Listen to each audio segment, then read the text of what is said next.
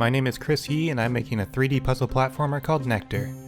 In the game, you play as a potted sunflower with its bumblebee companion, using nectar to grow plants, solve puzzles, and manipulate the world.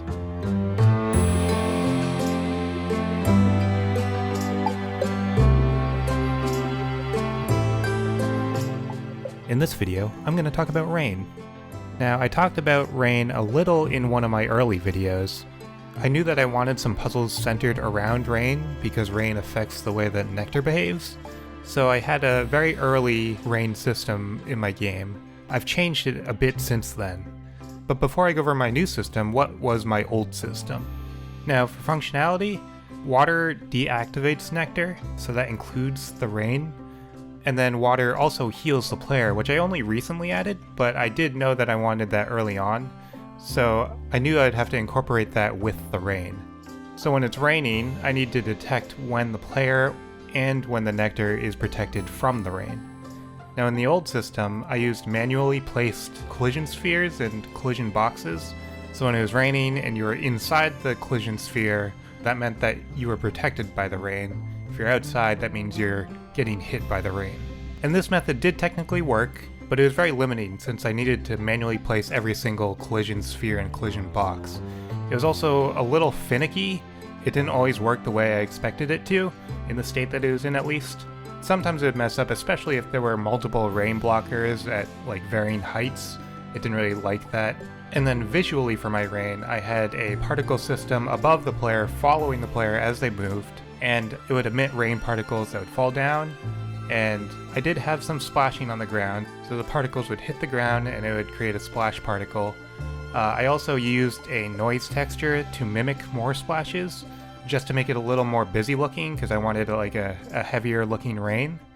And then I also included a light raining sound effect, just to add to the ambiance. And then for the sky, I really hadn't touched the sky at all, or the clouds or anything. So while it was raining, it was just a clear sky with just a few clouds up above. It was something I had planned on getting to, and I just hadn't gotten to it yet. So that was the old system. For the new system, what did I update? So functionality-wise, I completely overhauled it. So instead of using collision spheres and collision boxes and overlap events for detecting if you're in the rain, I decided to use line traces. So there'd be a line trace from the player upwards or from the nectar upwards to detect anything above that would block the rain. And the advantage of this method is that it works globally without having to manually place any collision spheres or collision boxes. It just works. So all I have to do is place whatever would be blocking the rain, and then functionally it would just block the rain from the player or the nectar like you would expect it to. So I did this for both the player and any types of nectar. Those are really the only two types of things that need it, because those are only things that get affected by the rain. But the problem is one line trace isn't good enough. If you only use one line trace, then very tiny obstructions would entirely block the rain, which doesn't really make sense within the context of the world. So for example, if I'm standing under a tiny little rope, and the line trace hits the rope, it's going to say that I should be blocked from the rain, even though I'm just standing under a tiny little rope, and the rain would still be hitting me. So my solution to this was to use multiple line traces. 2 is better than 1, but it's still not good enough because it only covers one plane of space. I decided to use 4 line traces that shoot up along the edges of the object or the player, just like a perimeter of what I want to be affected. And then all 4 line traces have to hit an obstruction in order for it to activate the effect. So if 3 of the line traces hit a ceiling, but the 4th line trace is still shooting up into the sky, then the player would still be getting hit by rain. It isn't until all 4 of them are blocked by that ceiling that you're covered. So I set these line traces on a timer, so when it's raining, it checks whether you're under cover over and over and over again. And this system is way more consistent, way more reliable than my old system. It just kind of works. Now, I also visually overhauled the system, so I was going for a heavier looking rain. Now, my old system did have splashes, like I described earlier. It used collision from the particles themselves to create those splashes. Whenever there was a hit event from the particle onto the ground, then it would create splashes. But it didn't really look as heavy as I wanted it to. I wanted more busyness just on the ground, which is why I added the noise texture, which did help, but I wanted to add a little more. Now, the splashes don't necessarily need to happen exactly where the rain hits. If there are random splashes elsewhere, no one really would notice. So what I decided to do was I created another blueprint, and this blueprint would shoot down line traces from above to detect ground, and whenever it hits ground, it spawns a splash particle.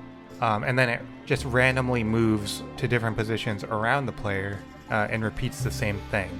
So this just creates random splash effects hitting the ground around the player, not necessarily where the rain is hitting, but it creates a busier feeling. And it kind of gives the illusion that there is more rain than there actually is.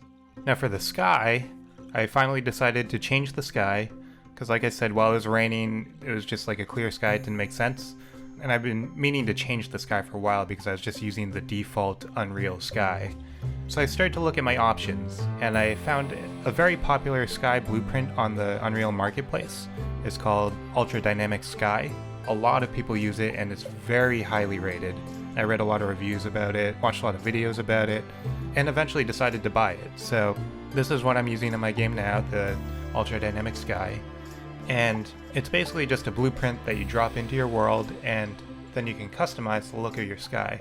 It has a lot of different options. You can change the color of the sky, the cloud cover, the sun position, the time of day. You can simulate an entire day cycle, day-night cycle, which I don't really need, but it's cool that it's in there. So I'm using this to customize my sky. And as a bonus, it actually comes with another blueprint for free called Ultra Dynamic Weather. It's the same sort of thing. It's a blueprint that you just drop into your world, and then you can customize the weather with different settings. And this blueprint was very impressive to me, especially for the price that you pay. I'll leave a link in the description if you want to check it out, but it was definitely worth the money that I spent on it. So the Ultra Dynamic Weather blueprint has different weather presets, so you can choose like rain or snow, or you can have dust blowing in the wind. I think there's like an aurora type effect that you can have in the sky. You can have a big blizzard. There's a bunch of presets that it already comes with, and then you can manually fine-tune those presets with other options. And the rain preset that it comes with actually looks really good already. It has splash particles, it has a moisture fading effect when the rain hits the ground. It's kind of cool. It includes sound effects, so there's a rain sound effect. You can turn on and off thunder. So I threw this into my game and I adjusted it a little bit. I adjusted the preset a little bit just to fit my game a little better. And I started to compare the system that I made with this Ultra Dynamic Weather system, just to see how they look side by side. I think they both have their merits, but what I ended up doing was I decided to combine both of them.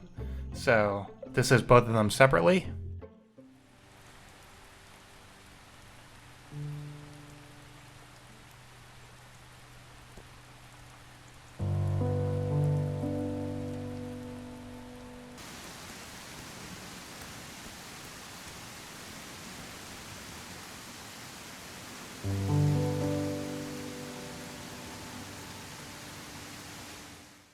And this is both of them together.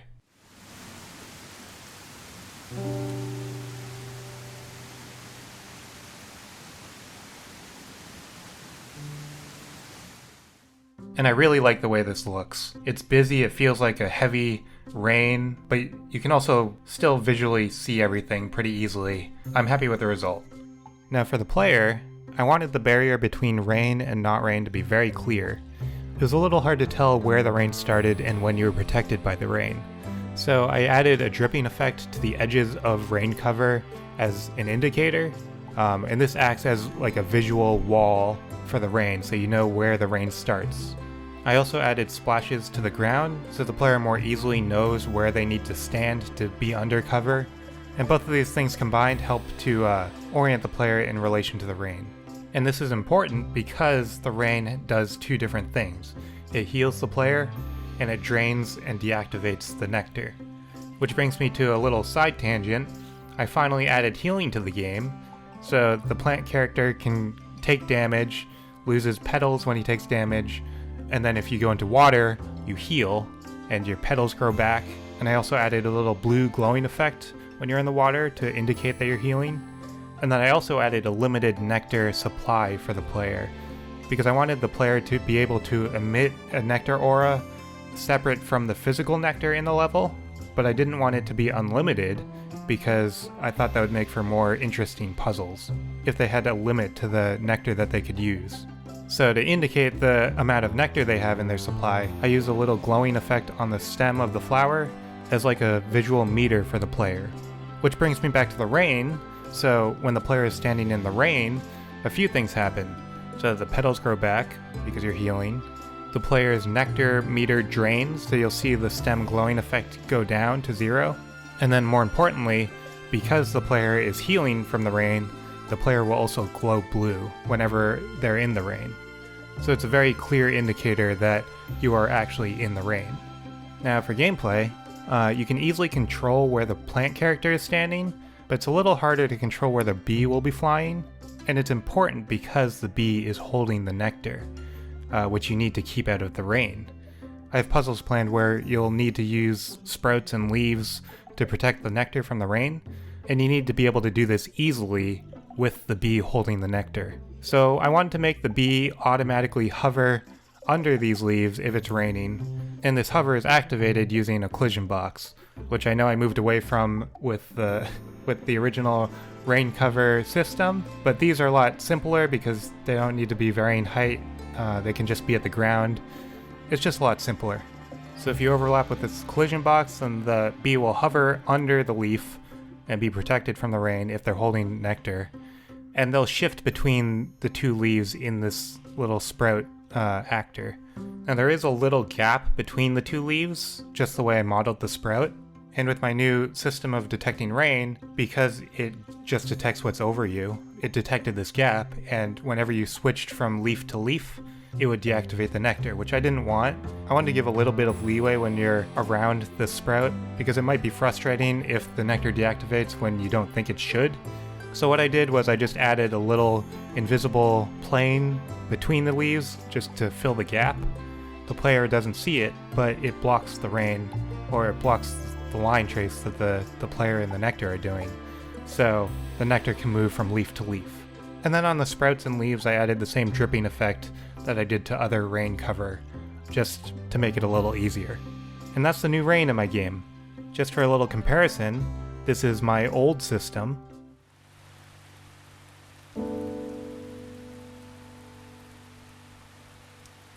And this is my new system.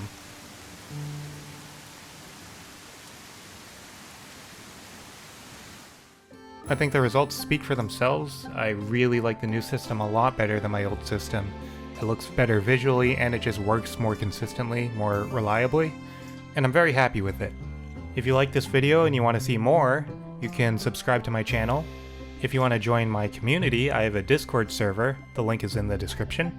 Or if you're just interested in the game, I have a Steam page, you can go there and wishlist the game, that actually helps me a lot. Thanks!